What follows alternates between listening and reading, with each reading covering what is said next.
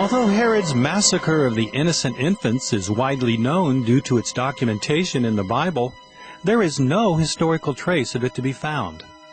Cayce was asked why scholars, such as the Jewish historian Josephus, ignored the massacre of the infants while recording minute details of other historical events.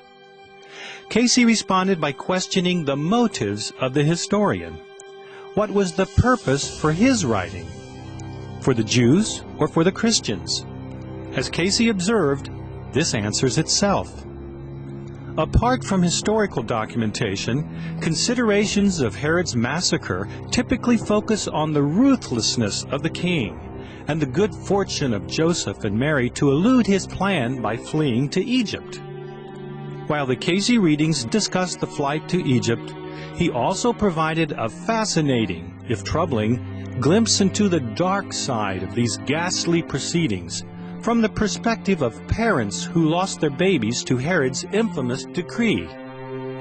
Of the 5 individuals who received readings that discussed the loss of their babies to Herod's insane proclamation, one in particular is worthy of note.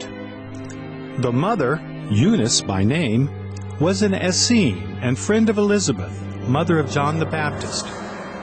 Eunice had rejoiced at the miraculous births of John and Jesus, but when her own baby was killed by Herod's soldiers, she was greatly troubled. She questioned whether or not there was due consideration given by the Essene leaders who had orchestrated the nativity and provided protection for Mary and her son, and yet allowed innocents to be slaughtered.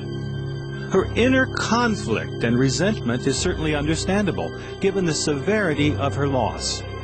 Yet it does seem a bit unreasonable for her to hold a grudge against the Essene leaders, whose primary objective was to fulfill the prophecy of the coming Messiah.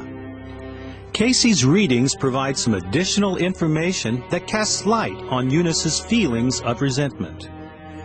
We are told that the visitations of the wise men, first to Herod's court and then to Bethlehem, was not coincidental.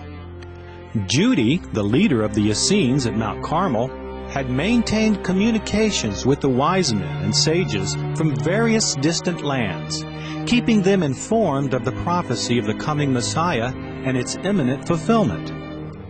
So in addition to the astrological signs and psychic intuitions of the sages, there was some political intrigue involved in their journey as well.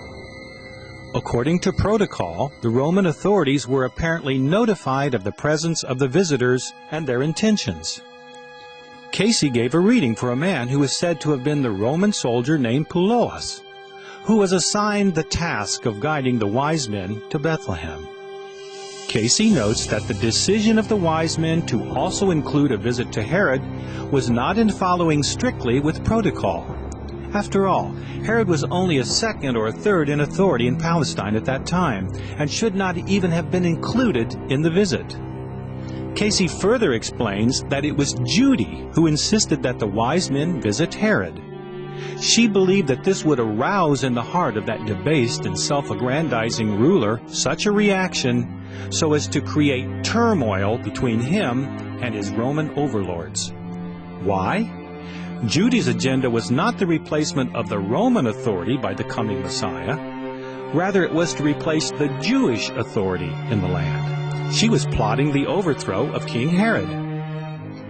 From a strategic standpoint, the plan may have worked.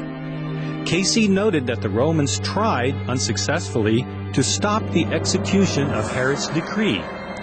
Surely this must have created tension between the Jewish king and Roman occupiers.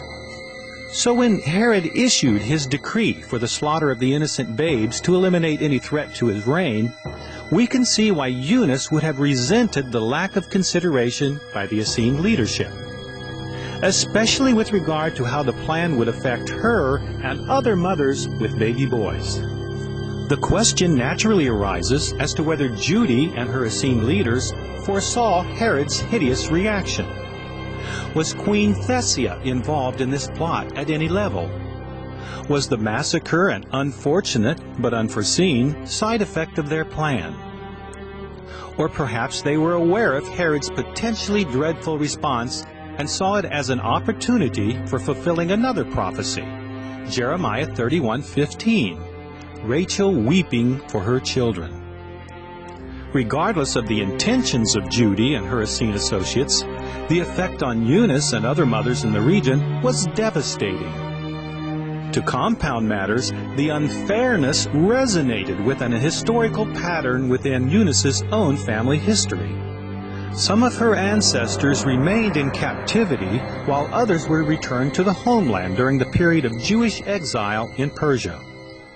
For Eunice, the unfairness of life issue was again exacerbated when Zacharias, the priest husband of her close friend Elizabeth, was put to death after the birth of his son and his pronouncement in the temple.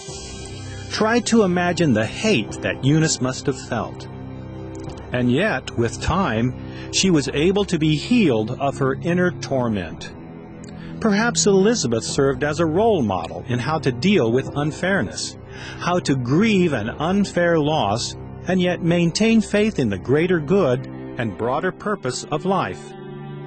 Years later, she again witnessed the unfairness of loss with the killing of John the Baptist and eventually the death of Jesus himself, followed by the grieving of her close friends and associates.